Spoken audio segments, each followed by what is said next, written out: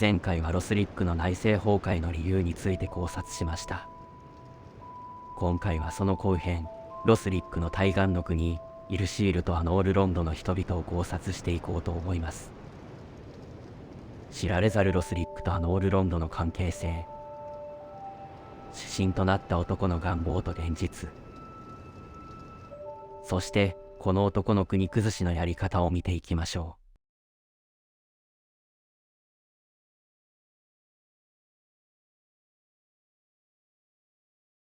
はるか昔、イルシールの外れ、その地下に罪の都と消えぬ火を見出したとき、若き魔術師サリバーンの心にも消えぬ野心が灯ったのだろう。祭儀長エンマがボルドを忌々しい番犬と揶揄するように、ロスリックとイルシールの関係はやたらと入り組んでいるように見えます。オスロエスのこともそうですが、そもそもこれは政治の絡んだ話なので、ややこしくて当然とも言えます。ややこしさをお楽しみください。例えばロスリックの広場には、なぜか罪の体験を持った男の像が飾られています。おそらく彼はサリバーンなのだと思いますが、だとすれば、なぜ彼の像がロスリックにあるのか。私はサリバーンは外交官のような存在ではないかと推測しています。まずはその話をするために、この像が建てられるよりも前に時間を戻しましょう。自らの醜く、ひ弱な姿を知るグウィンドリンは、姉グウィネビアの幻を作り、捨てられたアノールロンドを守っている。かつてのグウィンドリンは、不死の英雄に姉の幻を見せ、火を継ぐことを促していました。そして自らは霊廟の奥に隠れ、暗月の神として、グウィン親族にあだなす者たちを注していました。神を敬わせるための神、白教のための暗月、それがグウィンドリンのあり方でした。しかし、遥かな時を超えた先で、グウィンドリンは王家の指針となっていました。それは白教の指針としてロイドに代わる神なのか、あるいは暗月の神が白教主神の座を継承したという意味なのか、定かではないですが、どちらだとしても、彼は表舞台に立ち、自らが人々を導くことを選んだのでしょう。彼自身、影の太陽を名乗っていましたし、そういうものに憧れもあったでしょうか。また、経緯は不明ですが、杖を寄贈していることから、サリバーンも彼に仕えていたのだと考えられます。そして、グウィンドリンが指針であるなら、アノールロンドとロスリックは友好関係にあったはずです。作中のテキストで、両国の関係性を示唆するものは存在しないのですが、私は関係性があったと考えています。その理由は、彼の妹にあります。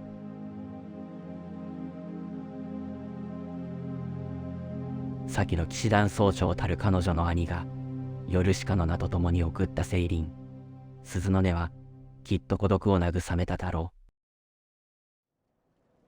う。時を経て、暗月の騎士団は彼の妹に託されましたが、彼女の唱える口上は、グウィンドリンの頃と全く変わらぬものでした。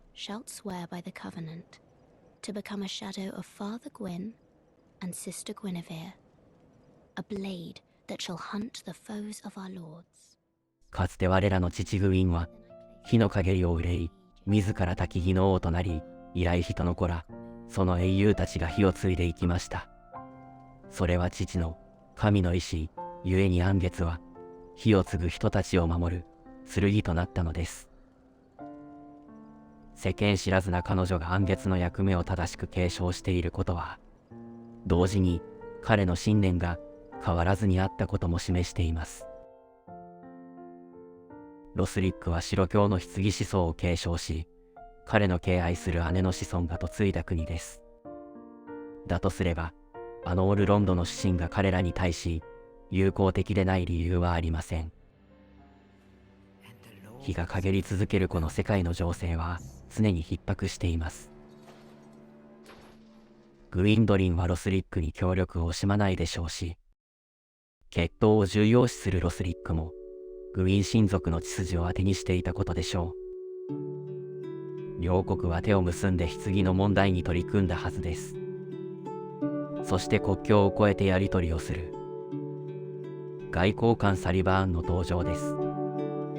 まあ何らかの功績があるからこそ、彼の像が建てられたんじゃないでしょうか。外交を重ねる中で、彼はオスロエス王が望むものを与えていきました。例えば、魔術書を寄贈したり、魔術に精通した人材を送り込んだり、シースの情報をちらつかせたりもできるでしょう。あるいはサリバーン自身がオスロエスに魔術の素晴らしさを説いた可能性もあります。魔術、すごい。何はともあれ、事実として戦王は狂い、彼も反旗を翻した。イルシールの法王サリバーンは、旧王家の子孫をハイ聖堂に幽閉し、ついには神位に供したという。そして野心家は、ヨウウと手を結ぶ。では両者が手を組んだ目的は何だったのでしょうか。サリバーンの目的は、ロスリックの棺を邪魔することです。彼の友が神を喰らい終わるまでには、長い年月を必要とします。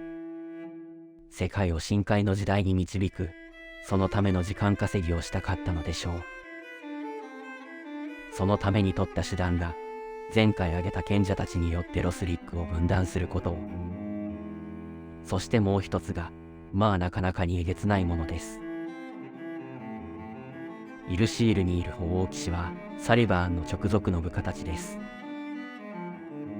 そしてそうでない者、旧王家となった末裔たちや、それに連なる者を、彼は外聖騎士として送り出していきました。外聖とは、国外へ軍を派遣する軍事行動です。しかし彼らはロスリック領に踏み込んでいながら、その騎士たちとは敵対することはありません。だとすれば、ロスリックの友軍なのでしょう。戸を激しく叩いてやってきた神の血筋の者たちを、友好関係のロスリックが受け入れない理由がありません。たとえ騎士や祭儀長が嫌な顔をしても、戦王が拒む理由はないですからね。そうして駐屯していた外聖騎士たちですが、次第に狂っていきます。法王から与えられた黒い目が彼らを高ぶらせるのだそうです。そしてこれは外聖騎士たちの身に与えられました。手がつけられなくなった友軍ですが、オスロエス王は彼らを処すことを許しませんでした。慈悲深い王に対し、祭儀長と騎士たちはきっと、たくさんの贈り物をしたことでしょう。こうしてサリバーンは不穏分子を国外追放し、それを敵国への牽制、文字通りの番犬にすることに成功したのです。オスロエス王の目的も、ロスリックの棺の邪魔をすること、そしてシースの啓蒙を得ることです。Have you heard of Seath the Scaleless? In legend, he turned against the ancient dragons. He became Lord Gwyn's confidant, was granted dukedom, and was allowed to pursue his research.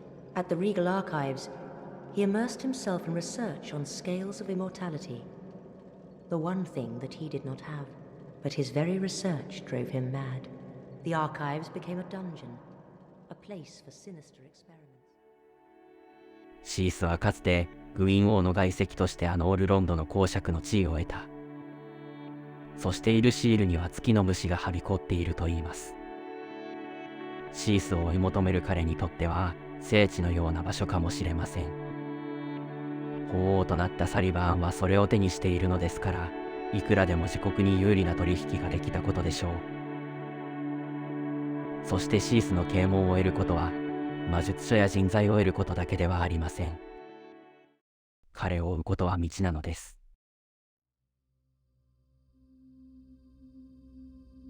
超越者の目指すものは、生命の超越であり、そのために古流の完全なに姿を得ることである。人の流化といえば、古流への道が有名ですが、イルシールの地下牢にはそれとは違う方法で、竜に変貌を遂げたい者たちがいます。尾骨の探検、イルシールの力王の囚人、なり損ないが大事そうに持つ歪んだ探検。それは貧相な尾骨から削り出されたものであり、彼らはそれを竜の証であると信じている。彼らの体は白く変貌しており、自らの尾を研ぎ、それは竜の力を放ちます。かつてシースの尾から月光の体験が生まれたように、彼らもそういったものを欲しているのではないでしょうか。彼らは座禅を組み古流に至るのではなく、より実際的な方法でそれに至ろうとしているように見える。鱗を得られなかった彼がそれを自作したように、好物を帯びた古竜のありようではなく、白い肌の竜への変態。それはまさに白竜への道と呼べるものです。ムーンライト伝説と言ってしまっても過言ではないでしょう。かつてのローガンも裸の探求を行い、白竜の域を得得したそうです。実質オスロエス王もやっていることは彼らと一緒ですね。そしてその技は神のものであると。鱗のない白竜を模して生まれたままの姿になり、神の思考そのものをたどる道。ローガンもオスロエスもそういったものを求めていた。そしてそれに見えることすらできなかった。あの醜い裏切り者もそうだったわ。他人のものが欲しくて欲しくてしょうがなくて、あのハウムシは今も探してるの。自分が欲しいものをね。あの方は滅ぶのではない。その姿を変え、幾度も幾度も苦しみに狂うのだろう。シースが望むものすらわからずに探求に没頭し、何かを求めて狂ったように、発狂したオスロエスは彼に猛襲し、見えぬ希望をその手に抱いたというところだろうか。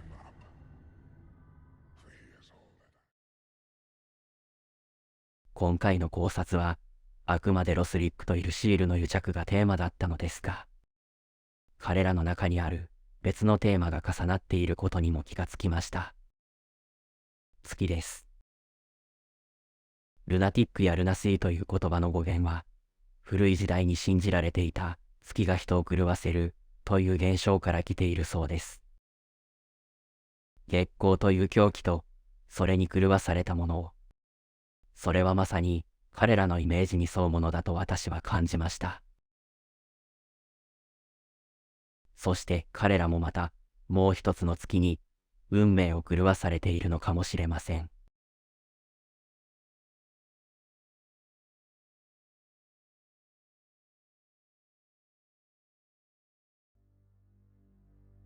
エルドリッチのソウル。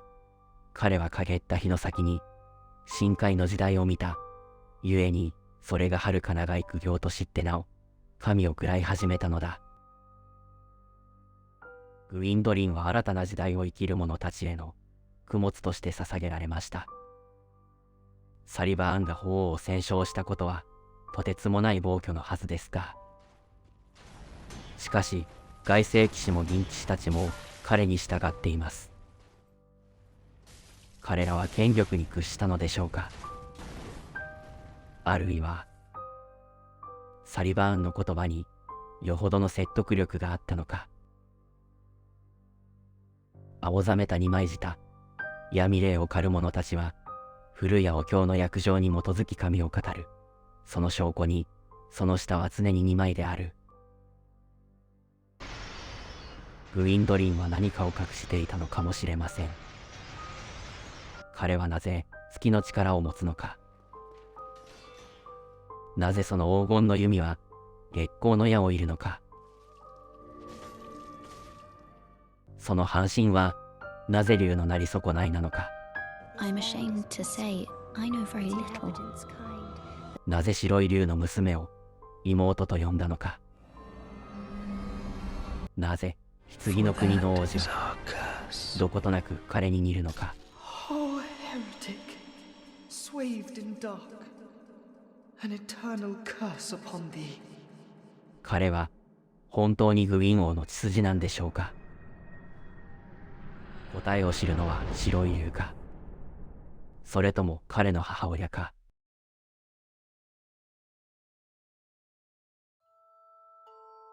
深みの聖堂で眠るおぞみ。一人はそれを女神と呼んだ。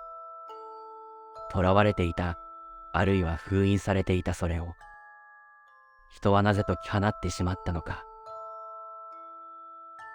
そして暗い陰謀が交わる場所で彼らに与えられた任務とは。深みの起源と鳳凰たるゆえんが気になる方は、チャンネル登録と高評価をして次回の開演をお待ちいただけると幸いです。